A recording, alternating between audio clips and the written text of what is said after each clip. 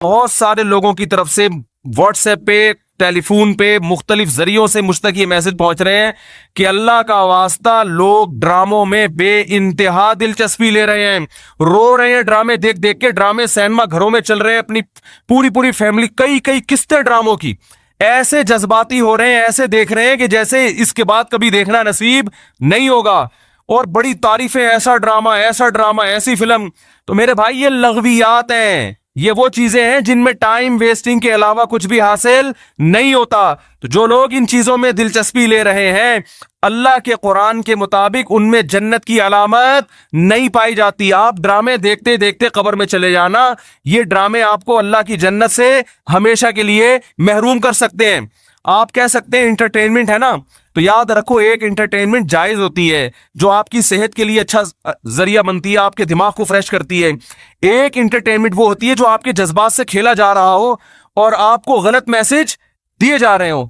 ड्रामों से, फिल्मों से आज तक कोई सीधे रास्ते पे नहीं चला। इन ड्रामों ने, इन फिल्मों में ने हमारे फैमिली सिस्टम को तबाह कर दिया है। कैसे कैसे ड्रामे दिखाए जा रहे हैं, तलाक देने के बाद बीवी उसी घर में रह रही है। आप बताओ, जब हमारी बच्चियां ये चीजें ड्रामों में देखेंगी तो तलाक का जो इस्लाम ने कॉन्सेप्ट दिया उसका वो तबाह हो जाएगा कि नहीं हो जाएगा? बार बार ड्रामों में हलाला दिखाया जा रहा है, हलाला। तो क्या मैसेज जाएगा उन जवान लड़कियों और लड़कों को जो ये सब चीजें देख? मुझे एक बात बताओ, मेरे एक दफा बयान शुरू हुए, कुछ वक्त मैंने तलाक का जायज तरीका बयान किया था, इस्लाम में जायज तरीका किया है। मैंने 2-3 किस्तें रिकॉर्ड करवाई, कंप्लीट किया, उसके बाद 1 साल तक मौजू नहीं छेड़ा। लोगों ने मुझे कहा दोबारा, मैंने कहा नहीं, क्योंकि एक चीज को जब बार बार लोग सुनते हैं तो चाहे वो सही सेंस में भी सुने, उनकी नजर में वो चीज हल्की हो जाती है। मैंने कहा बार बार एक टॉपिक छेड़ूंगा तो ऐसा ना घर में तलाकें शुरू हो जाएं। समझ में आ रही है बात? ओ भाई, एक चीज किताब की हद तक के शरीयत ने बता दी, एक दफा बता दी, बार बार उसी को, तो क्या होता है? आप एक चीज को बार बार जब सुनोगे तो जो चीज इंसान बार बार सुनता है जबान पर वो हल्की हो जाती है। मैंने कहा इससे घरों में तलाक का रेशो बढ़ने का खतरा कम नहीं होगा, एक चीज को बार बार रिपीट किया जाए। तो बताओ, ड्रामों में बार बार तलाक ने दिखाई जा रही है कि नहीं दिखाई जा रही है? फला की फड्डा हुआ, उसने उसको तलाक दे दी, डिवोर्स पेपर भेज दिए, वो तलाक दे, वो उसने वहां शादी कर ली, उधर तलाक ले ली, उधर आ गई, वो हलाला हो गया, फलाना हो गया, ढिमकाना हो गया। जब ये चीजें घरों में चलेंगी, आपको कितना ही अच्छा ड्रामा लगे, तो याद रखो आपकी नस्लें तबाह हो जाएंगी। माए बच्चियों को सिखाती थी, बेटा डोली जा रही है तो अब जनाजे की खटोली आएगी वापस। बताते थे नहीं बताते थे? हम तो बचपन में सुनते थे, भाई डोली जा रही है अब जनाजे की खटोली आएगी, तलाक लेके नहीं आना। हाँ, जहां जायज तलाक है हम तो कहते हैं कि वो जायज है, उसमें इतना जुल्म जायज नहीं है कि बच्ची को बेड़ा गर्क कर दिया फिर भी आप अलग। लेकिन उसूल तो यही है ना कि ये बुरी चीज है। जब बार बार कल्चर में ये चीज दिखाई जाएगी, शौहर ने थप्पड़ मारा बीवी को, वो अदालत चली गई खुला लेने के लिए। हर घर में थप्पड़ भी होता है, हर घर में गाली गलौज भी होता है, ये तो नॉर्मल चीज है। थप्पड़ मारना सही नहीं है, अच्छा काम नहीं है कि शौहर बीवी पे हाथ उठाए, लेकिन सब कुछ होता है घरों के अंदर, वो बाद में सब सेट हो जाता है। लेकिन ड्रामों में जब दिखाया जाएगा शौहर ने बीवी पे थप्पड़ उठाया, हाथ उठाया और वो चली गई अदालत से खुला लेने, तो कल किस मर्द ने गुस्से में किसी औरत पे हाथ उठा लिया तो अदालत का दरवाजा नहीं खटखटाएगी क्या? उस थप्पड़ की तलाफी 100 दफा हो सकती है, मर्द मना सकता है, लेकिन अदालत से जब डिवोर्स होगी उसकी तलाफी नहीं होगी। मर्द के दिल में नफरत पैदा होगी, इससे मुझसे तलाक क्यों मांगी, क्यों गई है डिवोर्स लेने के लिए, बच्चे तबाह बर्बाद हो जाएंगे। तो इन ड्रामों से फैमिली सिस्टम को जोड़ा नहीं जा रहा, जोड़ के नाम पे तोड़ा जा रहा है। और मैंने अपने दोस्त से पूछा, मैंने कहा ये चीजें तो फिल्मों में पहले ज्यादा दिखाई जाती थी, तो ड्रामों पे इतना शोर क्यों? उन्होंने एक बड़ी पॉइंट की बात की। उन्होंने कहा कि फिल्मों में जो चीजें दिखाई जाती हैं वो नॉर्मल माहौल से हटकर होती हैं। ड्रामे का मतलब ये होता है कि जो घरों में हो रहा है वो दिखाया जाए, इसको लोग ज्यादा अडॉप्ट करते हैं। कोई आवाज उठाने वाला नहीं है, ना हुकूमत कंट्रोल कर रही है, ना कोई कैमरा वाले इस पर कोई नोटिस ले रहे हैं। सिनेमा घरों में चलना शुरू हो गए, सुबह शाम इतने क्लिप मुझे लोग भेज रहे होते हैं, ये वाला मुफ्ती साहब ये सीन देखिए, बड़ा टाइट सीन है। क्या हो गया तुम्हें, पागल हो गए हो तुम भाई, क्या हो गया है? मैं अपने दोस्तों से कहता हूं, मैं मीटिंगें करता हूं बुला बुला के कि यार टाइम की बड़ी कमी है, मेरा सारा दिन इसी में गुजरता है यार, बहुत सारे काम करने टाइम नहीं मिल रहा। जब रात को सोने के लिए लेटता हूं तो निदामत के साथ, अल्लाह की कसम मेरी ये हालत है कि यार आज बहुत सारे काम करने थे मगर आज भी रह गए। हम हैरान हो रहे हैं, आप 2-2, 3-3, 4-4 घंटे कैसे टीवी के सामने बैठ जाते हो? टाइम कहां से आ रहा है आपके पास? इतना टाइम होना इसकी अलामत है आपका दुनिया में कोई विजन है ही नहीं। जिसका कोई हदफ होता है उसके पास इतना टाइम नहीं होता। तो ये जो ड्रामा फिल्मों में टाइम जाया किया जा रहा है ना, खुदा की कसम मौत के वक्त हसरत का सबब बनेगा। मौत के वक्त अल्लाह ने जिंदगी सिर्फ एक दफा दी है। कुरान के अल्फाज देखो कि मौत के वक्त अगर तुम सारी दुनिया की सारी दौलत खर्च करके भी टाइम वापस लेना चाहोगे ना, ला यस्तखिरून साअतन वला यस्तक़दिमून, अल्लाह फरमाते 1 मिनट तो दूर की बात, 1 मिनट के 1 करोड़ हिस्से कर लो ना, वो भी नहीं मिलेगा। अभी बहुत टाइम दिया अल्लाह ने, अभी बहुत टाइम दिया है। चाहो तो ड्रामों में जाया कर दो, फिल्मों में जाया कर दो, सारा सारा दिन टीवी के सामने बैठ के क्रिकेट के मैच देख के तालियां बजाते रहो, फलाने ये छक्का मारा, फलाने चौका मारा। अभी बहुत टाइम है। लाइफ को खुदा की कसम जितना एंजॉय कर रहे हो 10 से ज़रब दे के इससे ज्यादा एंजॉय करो। लेकिन जब मौत का वक्त आएगा तो ये सारे मजे किरकिरे हो जाएंगे। ये गैर मुस्लिमों के काम है, जिनका आखिरत पे यकीन नहीं है, उन पे ये चीजें सूट करती है। उनको मरना नहीं है ना, उनका तो ख्याल है मर जाएंगे तो खत्म हो जाएंगे, उनका ये कॉन्सेप्ट है। तो कहते हैं जिंदगी में जितना जल्दी जल्दी एंजॉय कर सकते हो करो। जिसका आखिरत पे यकीन है उसका कोई हदफ होता है कि मुझे एक जिंदगी मिली है, दोबारा ये जिंदगी नहीं। ये हिंदुओं का नजरिया है कि 7 जन्म होते हैं, इस्लाम कहता है एक ही जन्म है, उसके बाद कयामत आ जाएगी, दोबारा कोई जन्म नहीं मिलेगा। और अल्लाह को देखो, अल्लाह ताला हजरत ईसा अलैहिस्सलाम को मौत देने के बाद भी आसमानों पे उठा सकते थे ना, और फिर कुर्बे क़यामत में नाजिल करते। अल्लाह ने हजरत ईसा को जिंदा आसमानों पे उठा के ये मैसेज दे दिया कि जिसको कुर्बे क़यामत में नाजिल करना है उसको मौत नहीं दूंगा, आखिर में मौत दूंगा। इसलिए कि मरने के बाद उठा लेता तो तुम्हारे दिमाग में ये तस्वुर आ सकता था कि शायद हमें भी मौत के बाद दोबारा जिंदगी मिल जाए। तो मौत के बाद तो पैगंबरों को भी नहीं मिलती, तुम्हें कहां से मिलेगी, हमें कहां से मिलेगी भाई जिंदगी। तो अपने वक्तों को बर्बाद मत करें, एंजॉय करें, ऐसी चीजों को एंजॉय करें जिससे मुआशरे में तरक्की होती है। ओ भाई जॉगिंग कर लिया करो, स्विमिंग कर लिया करो, फुटबॉल खेल लिया करो, थोड़ा सा वर्जिश हो जाएगी, कोलेस्ट्रॉल कम हो जाएगा, फायदा भी होगा, एंजॉय भी होगा। ड्रामे से क्या एंजॉय कर रहे हो भाई तुम बैठ के, रो क्यों रहे हो ड्रामा देख के? वो तुम्हारा क्या लगता है जिसके साथ ये हो गया, रो रहे बैठ के जैसे पता नहीं क्या हो गया। देखो इंसान के जो आसाब है ना, आसाब, इनमें अल्लाह ने महदूद सलाहियतें दी हैं। मैंने एक अंग्रेज नफ्सियाती डॉक्टर था, उसकी एक तहरीर खुद पढ़ी थी, काश मैं उसको महफूज कर लेता तो आपको आज मैं वो तहरीर दिखाता। उसकी रिसर्च थी कि दुनिया में जो डिप्रेशन, चीखो पुकार, मार धार, चीजों को तोड़ फोड़ का जो कल्चर आया है, ड्रामों और फिल्मों से आया है। ये जो आज बच्चियां माँ पे चीखती है ना, आप उनकी हिस्ट्री चेक करें, ड्रामे देख के चीखती हैं। माँ ने कुछ तेज आवाज में बात कर दी, बच्ची एकदम चिल्लाएगी, क्योंकि उसने ड्रामे में लड़कियों को चीखते हुए बोलो ना देखा। शौहर अगर गुस्सा करे, नहीं करना चाहिए लेकिन करे, तो इस्लाम कहता है तुम्हारा मोहसिन है। अगर किसी को सजदा करने की इजाजत होती तो नबी ने फरमाया कि औरत को हुक्म देता किसको सजदा करे, शौहर को। नबी ने औरत के फायदे के लिए ये बात कही है। शौहर को ये होगा कि मेरी बीवी मेरा एहतराम करती है, ऊंच नीच हो जाएगी मना लेगा बाद में, उसको पता है मेरी, बर्दाश्त कर लेती है, खर्चा पूरा करेगा, जो तमीजदार शौहर है। लेकिन अगर वो इसको गुस्सा आया हुआ है और उसने आगे से ईंट का जवाब पत्थर से दे दिया, घर चलेगा? बोलो ना भाई। और अगर बीवी ने कभी उल्टी सीधी कर ली और इसने बर्दाश्त करने के बजाय ड्रामा देखा था, उसमें थप्पड़ मारते हुए देखा था, इसने भी रख के एक थप्पड़ रसीद कर दिया, तो इससे घर में मोहब्बत का माहौल पैदा होगा? बोलो ना भाई क्या हो गया? बल्कि मैं तो इससे आगे कहता हूं कि ड्रामों में जो मियां बीवी दिखाए जाते हैं वो कोशिश करते हैं लड़का हैंडसम तरीन तलाश किया जाए और लड़की खूबसूरत तरीन। उस जोड़े को देखकर तो वैसे ही कोई मर्द को अपनी बीवी अच्छी नहीं लगती और औरत को अपना शौहर अच्छा नहीं लगता। कहते हैं मियां तो ऐसे होते हैं, क्या मखनचू अब्बा ने मेरे मत्थे लगा दिया है। एक साहब मुझे कहते हैं मुझे बीवी अच्छी नहीं लगती, मैंने कहा फिल्में देखना छोड़ दो, अच्छी लगेगी तुम्हें।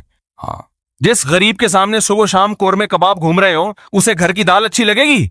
बोलो ना भाई। ये तो सबसे पहला नुकसान है। तो ये उन लोगों के काम है जिनका आखिरत पे यकीन नहीं है, इनसे हमारा घर तबाह। ड्रामे वालों का विजन ये नहीं होता कि घरों के माहौल को अच्छा करना है, ड्रामे का विजन ये होता है कि पैसा कमाना है। हर वो चीज जो मार्केट में चलेगी उससे पैसा आएगा। तो मार्केट में नेगेटिव चीजें ज्यादा चलती हैं। मेरे क्लिप में देखो, मैंने यूट्यूबर्स को अभी कुछ कंट्रोल किया है, पूरे बयान माँ बाप के हुकूक पर, बीवी बच्चों के हुकूक पर चल रहा है, अल्लाह उसके रसूल के हुकूक पर। दरमियान में एक लतीफा आ गया, लतीफा सबसे ज्यादा हिट होता है, समझ रहे हैं ना? तो लोगों को तो एंटरटेनमेंट चाहिए, वो मुस्बत चीजें कम चलती हैं। तो अगर देखो एक तैयब उर्दगान है ना, तुर्की का सदर, मैं ड्रामों को जायज नहीं कहता, लेकिन उसने भी ड्रामे बनाए। मैं नहीं कहता कि वो देखना जायज है, लेकिन फिर भी एक विजन तो रखा ना उसने जहन में कि खिलाफत उस्मानिया का सही तस्वुर दिखाना है, फैमिली सिस्टम को जोड़ना है। अभी तैयब उर्दगान की एक स्पीच हमने सुनी, उसने कहा कि अपनी कौम को तरगीब दे रहे कम उम्री में शादियां करो। क्या तरगीब दे रहे अपनी कौम को? कम उम्री में शादियां करो। हमने अपनी नस्ल को बढ़ाना है कि तुर्की को अफरादी कुव्वत चाहिए। जब नस्ल बढ़ेगी तो हमें फौज में जवान ज्यादा मिलेंगे, हमें साइंसदान ज्यादा मिलेंगे, हमें ताजिर ज्यादा मिलेंगे, तुर्की मजबूत होगा। एक विजन होगा तो ऐसी तकरीर करेगा। विजन नहीं है तो आपका मकसद सिर्फ दौलत, पैसे कमाना, मगरबी ताकतों को खुश करना, तो वो पैसे तो इन ड्रामों ने बहुत कमाए। लोग कह रहे हैं बड़ा करोड़ों अरबों रुपए का बिजनेस कर लिया ड्रामे ने। मैं कहता हूं भाई बिजनेस अरबों रुपए का कर लिया मगर कल्चर का बेड़ा गर्क कर दिया। तो बिजनेस तो मेरे भाई चर्स बेचने वाला जितना अच्छा करता है ना, हीरोइन बेचने वाला, चर्स का बिजनेस ज्यादा अच्छा है हीरोइन का? बताओ। अबे ये गुटके वाले तो बेचारे, इनका कोई बिजनेस है जो गुटके की दुकान खोल के बैठे हुए हैं? ये तो खुद दूसरे जो गुटके उधार मांग के खा रहे होते हैं। चर्च करोगे तो ज्यादा पैसा, और अगर हीरोइन पे आ गए अरबपति बन जाओगे। तो बिजनेस नहीं देखा जाता, ये देखा जाता है कौम को पैगाम क्या दे रहे हो। तो भाई ये हुकूमत नहीं करेगी, ये आपने करना है। अपने घरों को आपने कंट्रोल करना है। अपने घरों से टीवी को बंद करें, काबू में लाएं। उस अगर रखा हुआ भी है तो उसको एक लिमिट करें, काबू में लाएं। देखें क्या, और बच्चे लैपटॉप देख रहे हैं तो जाके हिस्ट्री तो सर्च करें कि क्या देख रहा है बैठ के वहां पे। वो बच्चियों को फोन लेके दिया हुआ है, बच्चों को तो चेक तो करें किससे बातें। भाई ये फोन जरूरत की चीज है, ये दोस्तियां लगाने की चीज नहीं है। दोस्तियों में टाइम जाया होता है। हम जब मदरसे गए, हमारे हजरत ने सख्ती से पाबंदी लगाई, किसी तालिब इल्म को किसी से दोस्ती की इजाजत नहीं है। यहां पढ़ने के लिए आए हो, समझ रहे हो ना, किसके लिए आए हो? दोस्ती की इजाजत नहीं दी। हाँ किसी से मुनासबत होती है, वो एक अलग बात है, इंसान गपशप कर लेता है, बस इस हद तक। शेखुल हदीस मौलाना ज़करिया रहमतुल्लाह ने लिखा है ना कि मैं जोहर की नमाज में किसी के साथ खड़ा होकर, असर में भी उसी के साथ, तो मेरे अब्बा पूछते हैं तुम्हारा क्या लगता है, बार बार इसी के साथ क्यों खड़े हो रहे हो, क्या लगता है तुम्हारा? ये तो एक विजन होता है भाई। उस विजन में अगर कोई दोस्ती भी आ रही है तो ठीक है, उसको भी लेके चलो। लेकिन हर वो दोस्ती जो उस विजन से आपको हटा रही है, भाई पहले विजन है, पहले मकसद है, पहले मंजिल है, बाकी चीजें बाद में। आप ट्रेन में जाते हुए आपकी दोस्ती हो गई वसीम भाई से बड़ी जबरदस्त, उसने मुल्तान में उतरना, आपका विजन पेशावर है, अब आप मुल्तान में उतर गए उसके साथ। भाई दोस्त पहले होता है, दोस्त पहले भाई, ठीक है फिर चले जाओ। ये अगर इतना अच्छा है तुम्हें अपने घर में बिठा लेगा और चाय पिला के सारी जिंदगी वही ठिकाना दे देगा तो चले जाओ। अगर आपको पता है इतना लिफ्ट ये दोस्त नहीं कराएगा तो भाई बहन बहुत अच्छी दोस्ती थी, अस्सलाम वालेकुम, बदली गली से निकलो बस। तो ये जो यूनिवर्सिटी में पढ़ने वाले लड़के हैं ना, मैं इनसे कहता हूं दोस्ती करो, अपनी पढ़ाई का नुकसान दोस्त की खातिर नहीं करो। क्योंकि जब तुम्हारे पास पैसा नहीं रहेगा ना, जो दोस्तों पे तुम टाइम जाया कर रहे हो, तो पैसा तो जाएगा, दोस्त भी चले जाएंगे साथ में। ये दोस्त भी जब तक हैं जब तक पैसे हैं, ठीक है ना। जब तुम खुद इनसे कर्जा लोगे, यार पान के पैसे दे दे, गुटके के पैसे दे दे, तो जो जिगरी दोस्त है ना, जो तुम्हारे लिए आसमान से सितारे तोड़ के ला रहा था, सबसे पहले तुम्हें देख के रास्ता वही चेंज करेगा। वो गली में देखेगा वो जिगरी दोस्त आ रहा है, बोलेगा इधर निकल ले यार, क्योंकि उधर जो आ रहा है वो जिगरी नहीं है, उसको बर्दाश्त कर सकता हूं, इसको बर्दाश्त नहीं कर सकता। तो जब कुछ काम के बन जाओगे, दोस्तियां तो तुम्हारी तरफ दौड़ के आएंगी। समझ रहे हो कि नहीं समझ रहे? फिर तुम्हारे पास लिफ्ट कराने का टाइम नहीं होगा। तो अपने आप को कुछ बना लो मेरे भाई। ड्रामों में टाइम जाया नहीं करो, फिल्मों में टाइम जाया नहीं करो। ये तो कमाने के धंधे, इनको कमाने दो। तुम अपना पैसा इन पे क्यों खर्च कर रहे हो भाई? तुम किसी और चीज पे खर्च करो यार। ये जो मैंने ड्रामों फिल्मों की बात कर रहा हूं कि लोग टाइम जाया कर रहे हैं, देखो टाइम जाया करने की दो किस्में होती हैं। कुछ तो हमारे नौजवान छड़े छाट होते हैं जो सिर्फ इसलिए फुहश फिल्में देखते हैं अपनी यानी हराम ख्वाहिश को पूरा करने के लिए। इनको आदत पड़ जाती है, लत पड़ जाती है। इनको मैं कहता हूं भाई चलो गुनाह हो गया, तौबा का दरवाजा खुला हुआ है, उसमें पढ़ते ना चले जाओ। तौबा की कोशिश करो। तौबा कर ली, फिर तौबा टूट गई, दोबारा तौबा करो, 10 बार तौबा करो। गुनाह करते हुए शर्म आनी चाहिए, तौबा करते हुए शर्म नहीं आनी चाहिए। माहौल ऐसा है, बहुत से लोग इसमें मुब्तला हुए हैं। तौबा का दरवाजा अल्लाह ने खोल दिया, वापस पलटाओ, वापस आ जाओ। मायूसी नहीं है कि एक दफा किसी से गुनाह हो गया तो अब वो बस आप उससे नजरें फेर लें और उस पर लानतें भेजना शुरू कर दें, या वो अपने आप को कहे मैं तो खत्म हो गया, मैं तो ना ना ना ना ना। अल्लाह की यहाँ रहमत है, सबक़त रहमती अला गज़बी। अल्लाह फरमाते मेरी रहमत मेरे गुस्से पर गालिब है। आ जा, वापस आ जा। माहौल है लोगों को बुराइयां करवा रहा है, वापस आए और उलमा से राब्ता करें, अहलुल्लाह से राब्ता करें। भाई मुझसे ये गुनाह नहीं छूट रहा, कोई तरीका बताएं छूट जाए। तो आहिस्ता आहिस्ता इंशाअल्लाह छूट जाएगा। हमने बहुत से लोग ऐसे देखे जो गुनाह की लत पड़ चुकी थी, मगर उनकी जिंदगी से अल्हम्दुलिल्लाह देर से निकला मगर निकल गया। तो हिम्मत वाले लोगों की जिंदगी से जल्दी निकल जाता है, कम हिम्मत लोगों की जिंदगी से देर से निकलता है, लेकिन निकल जाता है अगर कोई चाहेगा। नहीं चाहेगा तो मामला खराब है। दूसरा, एक लत पड़ती है ड्रामों की। वो ड्रामों की जो लत है जिसका मैंने तस्करा किया, ये लत भी बड़ी खतरनाक है। इसमें आपको टाइम पास करने के लिए कोई चीज चाहिए होती है। तो इस लत के लिए यह भी जरूरी है कि आप किसी बुजुर्ग से राब्ता करें या कोशिश करें छोड़ने की। एक और चीज इससे ज्यादा जरूरी है कि मुफीद कामों में जब आप टाइम लगाएंगे, आप अपना फालतू टाइम किसी ऐसे एंटरटेनमेंट के काम में लगाएं जो दिलचस्पी हो और उसमें फायदा भी हो, तो उससे आप इन चीजों से बच जाएंगे। देखो डॉक्टर जब किसी को सिगरेट छुड़वाते हैं तो सिगरेट का कोई ऑल्टरनेट दे देते हैं ना उसको, जिससे हीरोइन छुड़वाई जाती है उससे कुछ ऑल्टरनेट दे दिया जाता है, भाई ये हीरोइन का मुतबादिल है, कुछ दिन ये फिर ये भी छुड़वा देंगे। तो जब आपको ड्रामों की, लड़कियों को ज्यादा आदत है ड्रामों की, तो वो कहते हैं हमारा तो टाइम नहीं पास होता।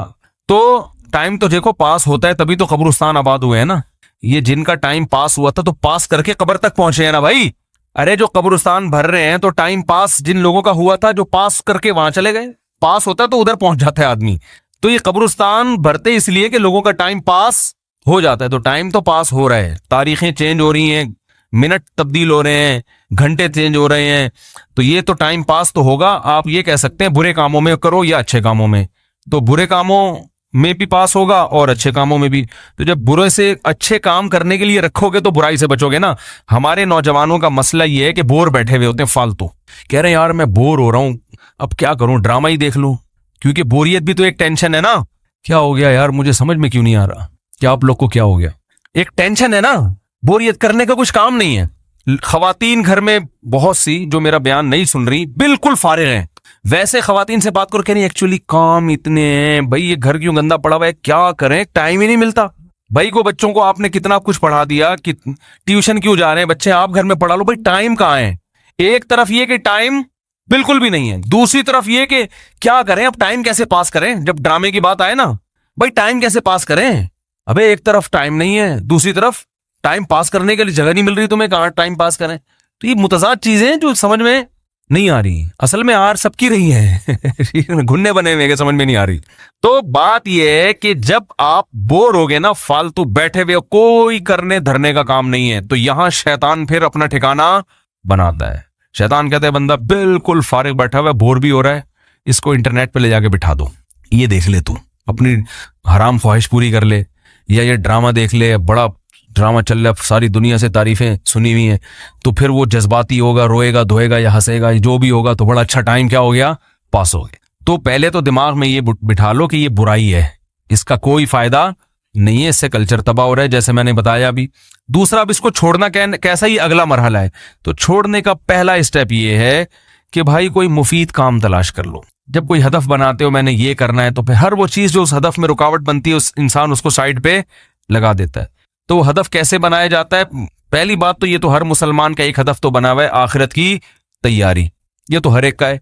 उसके बाद छोटे छोटे हदफ भी होते हैं, भाई मैंने एमएससी करना है, मैंने पीएचडी करना है, मैंने एक नया, और चलो रक्षा चला रहा हूं तो मैंने एक ऐसा रक्षा और खरीदना है, क्या ख्याल है ठीक है ना, कुछ भी हदफ हो सकता है। मैं टमाटर बेच रहा हूं तो यार मेरी एक के बजाय 2 रेडियां हो जाए तो अच्छा नहीं है, क्या ख्याल है? तो कुछ सोचेगा बैठ के। अब जब आपको आधा मसला तो इसी से हल हो जाएगा इंशाल्लाह। अगला रह जाएगा कि बहुत सारे मुफीद काम होते हैं लेकिन दिल नहीं लगता इंसान का उसमें। तो उसका तरीका यह है कि फिर अगर आप बोर हो भी रहे हैं ना, तो बोरियत दूर करने का कोई ऐसा तरीका तलाश कर लो कि मजेदार भी हो और बोलो ना भाई फायदेमंद भी हो। नहीं आ रही बात? मीठा खाने का जिन लोगों को शौक है बहुत ज्यादा, मैं कहता हूं फिर शहद खा लो, मीठा भी चला जाएगा और फायदा भी बहुत होगा। आप कह सकते हो शहद की अब आदत नहीं रही है, तो जैसे चीनी की आदत थी जब पैदा हुए थे, तो क्या माँ के पेट में चीनी कोई खिला रहा था? वो भी तो अम्मा ने आदत डाली ना। तो जैसे खाने से चीनी की आदत पड़ गई, तो शहद खाने से कुछ दिनों में चीनी गंदी लगेगी, शहद अच्छा लगने लगेगा। तो माहिरीन कहते हैं 21 दिन तक किसी चीज को मुसलसल किया जाए तो इंसान यूज टू हो जाता है, उससे वहशत खत्म। तो जो चीनी छोड़ना चाहते हैं ना, उनको मैं कहता हूं 21 दिन शहद खाओ, 21 दिन के बाद चीनी गंदी लगेगी, शहद अच्छा लगना शुरू हो जाएगा। 21 दिन तो कंट्रोल कर लो ना भाई, पूरी जिंदगी तब्दील हो रही है। अब आप कह सकते हैं शहद के पैसे नहीं है, तो फिर जिस चीज के पैसे हैं वो खाना शुरू कर दो ठीक है ना, गुड़ खा लो। तो वो तो एक अलग, ये सोच लो, जिस टाइम पे ड्रामा देखते हैं ना उस टाइम पे बैठ के ये सोच लें कि कितने पैसे हैं और इसका अल्टरनेट क्या कर सकता हूं मैं, तो ये सोचने में टाइम लगाएं। फिर भी मैं कहता हूं जायज एंटरटेनमेंट की तरफ आ जाओ। जायज भी बहुत सारी चीजें जो ड्रामे से ज्यादा आपको एंटरटेन भी करेंगी और आपकी जहनी तफरीह का सबब भी बनेंगी। घुड़सवारी कर लो, पिकनिक, बेगम को गाड़ी में बिठाओ, या गाड़ी नहीं है तो रक्षा लो, नहीं तो पैदल निकल लो अगर रक्षे के पैसे भी नहीं है। बीवी बच्चों को लेके कहीं चले जाओ यार घूमने फिरने। बेगम बोल रही है सैनमा घर जाना है, बोले सैनमा घर के अलावा जहां बोलेगी ले जाऊंगा मैं। चमुनी आपस में मिलने चलते हैं, चलो आज, ठीक है ना ठीक है, आज तुम्हारी फुप्पो के घर चलते हैं, आज तुम्हारे अब्बा की खैरियत पूछने चलते हैं। नहीं तो वैसे आउट, चलो बेगम जो पैसे हमें वहां खर्च होते हैं ना सैनमा घर में, जितने टिकट है उससे डबल पैसे तुम मुझसे वैसे ही ले लो। लेकिन ये वो इतनी आजकल बेगम में मालदार हो गई है, खुद जॉब करेंगे, ये तो हमें इन चीजों की। मैंने एक वो बयान किया था कि अगर मर्द बीवी पे कभी गुस्सा करता है तो उसकी तलाफी भी हो सकती है, अदालती खुला में हो मामला चला गया तो तलाफी का दरवाजा बंद। तो मैंने कहा जैसे कभी गुस्से में ये कर दिया वो कर दिया तो चलो यार आज बेगम को पिज़्ज़ा खिला दें। उस पर खातून ने लिखा था ये पिज़्ज़े वीज़े हमारे लिए कोई वैल्यू, मैं तो हर तबके में बयान कर रहा हूँ ना, गरीबों में भी अमीरों में भी। तो वो जो अमीर खातून है उनके लिए तो पिज़्ज़े की कोई वैल्यू, वो कहें तू बता तूने कितने पिज़्ज़े खाने हमसे बता, है भाई। तो हर चीज हर एक के लिए नहीं होती, वो तो गरीबों के लिए था ना, बेचारों के लिए। उनके लिए तो बेचारे गरीब आदमी के लिए तो बर्गर पिज़्ज़े की बड़ी वैल्यू, उसकी जेब में पैसे कहाँ होते हैं। तो उन खवातीन को ये नहीं इतना ख्याल हुआ कि ये ताना देने के बजाय आप ये सोचो कि मुफ्ती साहब का बयान हर तबका सुनता है, तो खाम खामे ताना देना ये तो तकब्बुर है ना, ये अल्लाह को पसंद नहीं है। तो इसकी तलाफी हो सकती है। स्विमिंग सीखो, घुड़सवारी सीखो, कराटे क्लब में एडमिशन ले लो, जिम जाया करो, डंट वंट पेला करो वहां बैठ के, ठीक है ना। फिर खाओ पियो जान बनेगी, जॉगिंग करो। इनमें अल्लाह ने खुदा की कसम ज्यादा मजा रखा है। हमें याद है जिस दिन हम सुबह अच्छी तरह जॉगिंग करें, सारा दिन ऐसा हंस खेल के गुजरता है कि मजा आता है। उस वक्त तो आदमी को तकलीफ होती है क्या हो रहा है, सांस फूल रहा है। इन चीजों में ज्यादा लज्जत रखी है अल्लाह ताला ने। अल्लामा इब्ने हजम एक बहुत बड़े मुहद्दिस हैं, उनको जेल हो गई थी हुकूमत में, तो वो ना जेल में कैद थे, तो एक इल्मी मसला सोच रहे थे हल करने के लिए, वो हल हो नहीं रहा था, जेल में टाइम बहुत होता है ना। तो वो उन्होंने अपनी तारीख में लिखा है कि जब क्या हुआ कि सुबह ना अल्लाह ने मेरे दिल में वो मसले का जवाब डाल दिया और वो मसले की तहकीक हो गई। कहते हैं इतने में कैदी वो जेल का जो दारोगा है वो आया, उसने कहा कि आपकी रिहाई का फैसला कर दिया है। कह रहे मुझे समझ में नहीं आ रहा था, मुझे रिहाई की खुशी ज्यादा हो रही है या जो मेरा इल्मी मसला हल हुआ उसकी खुशी ज्यादा हो रही है। तो इल्म का ज़ौक़ एक दफा इंसान पैदा कर ले, किताबों से मुनासबत पैदा कर ले, तो ड्रामों की लज्जत बोलो भाई भूल जाएगा। जिनका दिमाग रिसर्च करने वाला होता है ना, उनको रिसर्च में मजा आता है। हमें अपना पता है, हम जब किसी मसले पे बैठ के रिसर्च कर रहे हो ना और उसमें फिर वो तहकीक होती चली जाए, इतनी खुशी होती है कि क्या बताऊं मैं, ऐसा मजा आता है यार, खानदानी काम हो गया आज, ठीक है ना। तो मुफीद चीजों में दिलचस्पी लेंगे तो पैदा होगी ना। देखो जब ये Pepsi company, Pepsi Coca Cola तो चल रही थी, जब ये ड्यू नई नई आई है ना, जब ये हमें याद है बचपन में जब ये ड्यू आई ना, ड्यू जो है ना कोल्ड ड्रिंक, तो ये कंपनी वाले फ्री में बांट रहे थे। तो मैंने किसी से पूछा, मैंने कहा यार ये फ्री में क्यों बांट रहे हैं? उन्होंने कहा टेस्ट गेन करने के लिए। पहली दफा में कोई अपने पैसों से नहीं खरीदे, पहले चस्का डालो। पहली दफा में तो ऐसा लगेगा खांसी का शरबत है क्या है, जब फ्री में तो पी लेता है इंसान। खांसी का शरबत भी पिलाओगे ना, हमारी कौम को फ्री की माशाल्लाह ऐसी आदत है, तेजाब पिला दोगे वो भी पी लेगी, वो जो फ्री में मिल रहा है ना। तो बशर्ते कि उससे इलाज भी फ्री में हो रहा हो। तो वो मैंने पूछा लोगों से ये क्या हो रहा है, उन्होंने कहा असल में टेस्ट को ना गेन करना पड़ता है। जो चीज कभी ना खाई हो तो आहिस्ता आहिस्ता खा के फिर उसका चस्का लगता है। तो कंपनियां पहले ये चाय जब आई ना हिंदुस्तान में तो फ्री में बांटती थी, गोरों की कंपनियां फ्री में चाय बंटती थी। लोग शुरू में तो मुंह बना बना के पीते थे, उसके बाद ऐसा चस्का लगा, रोटी खत्म हो जाए लोग पागल नहीं होते, चाय ना मिले पागल हो जाएंगे, रोडों पे निकल आएंगे। तो ये हाल हो गया है। तो भाई जब चाय जैसी चीज और ड्यू जैसी चीज जो सेहत के लिए 100% नुकसानदेह है, उसके चस्के लग सकते हैं, तो अच्छी चीजों में चस्का नहीं लग सकता क्या? तो कुछ दिन किताबों में जाओ, किताबें पढ़ना सीखो, मुताला करना सीखो, सीरत को पढ़ो, कुरान की तफसीर पढ़ो, उलमा के बयानात सुनो, मुख्तलिफ टॉपिक पर रिसर्च करो। या आप किसी शोबे में हो, यूनिवर्सिटी में हो, फिजिक्स केमिस्ट्री आपका टॉपिक है, उसमें जाके कुछ खुद भी रिसर्च कर लिया करो कभी बैठ के, ठीक है ना। तो आहिस्ता आहिस्ता आपको रिसर्च का ज़ौक़ पैदा होगा। जब पैदा होगा तो भाई फिर ऐसा मजा आएगा कि ये ड्रामे फिल्मों की लज्जत भूल जाओगे आप। तो इसका अपना चस्का है। गालिबन अल्लामा नवाज शाह कश्मीरी रहमतुल्लाह अलैह का वाक़या है। वो बीमार थे तो मुताला कर रहे थे, तो हजरत मुफ्ती मोहम्मद शफी साहब रहमहुल्लाह उनके पास गए। उन्होंने फरमाया बीमारी में आप ऐसा पढ़ रहे हैं? तो उन्होंने कहा भाई देखो बीमारी में मरीज को क्या चाहिए, सुकून चाहिए ना। कहा हाँ। तो कहा मुझे मुताले में सुकून मिलता है, मुझे सुकून अल्लाह ने किस में रखा है? मुताला करने में, स्टडी में सुकून है मेरा।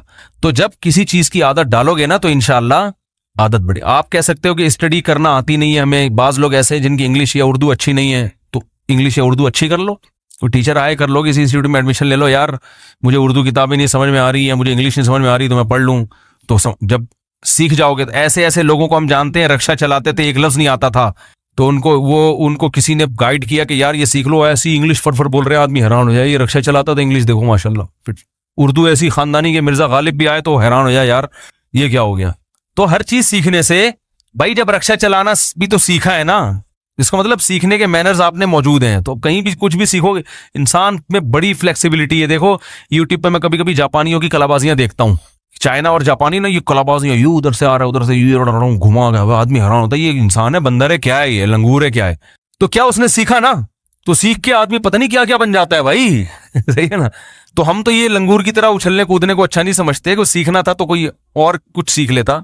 खलीफा हारून रशीद के दौर में एक आदमी ने कहा कि मैं ऐसा निशाना लेता हूं, वो ना सुई को ना तीर की तरह फेंकता था और सुई के नाके से गुजार देता था, सुई के नाके, इतना निशाना था। हारून रशीद ने कहा इसको 10 दिरहम भी दो और 10 चित्रौल भी लगाओ इसके। अबे ये क्या, दिरहम दे तो चित्रौल क्यों, चित्रौल तो दिरहम क्यों? उसने कहा दिरहम तो इसलिए दे रहा हूं कि मेरे दरबार में आया है, अपनी कलाकारी दिखा के उम्मीद लेके आया कि पैसे मिलेंगे, तो बादशाह के लिए ये अच्छा नहीं है कोई उम्मीद लेकर आए और उसको पैसे ना मिले, हमारी सखावत के ये खिलाफ है, तो पैसे मिलेंगे।